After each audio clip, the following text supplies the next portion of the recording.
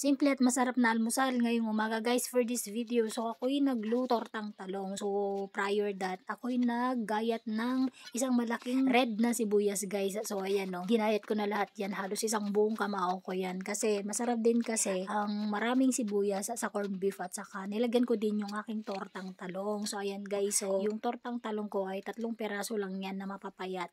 At saka naglagay ako ng 2 egg at sibuyas, asin at saka paminta. Yan guys. So, ni-start ko na siyang i-trito. Tinanggal ko na pala yung hawakan ng talong kasi may itim-itim yun. Madumi kasi yun. May mga balat pa.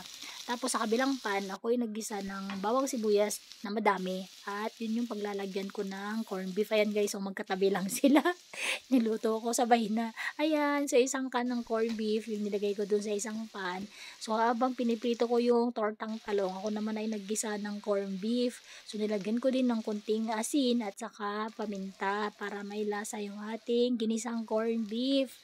So, okay na to sa amin guys na ganitong almusal sa umaga. Ayan, so malapit nang i-serve. Ayan na, so luto na yung aking tortang talong na hati na agad sa dalawa kasi dalawa lang naman kakain. Tapos ayan yung aking ginisang corned beef. So luto na rin guys at ready to plating na. Ayan na. So ready to serve na, yan yung aking pagkain guys. Ang dami, 'di ba? Salamat sa panonood lagi ng aking mga video. Tapusin sa nito hanggang sa dulo. Bye.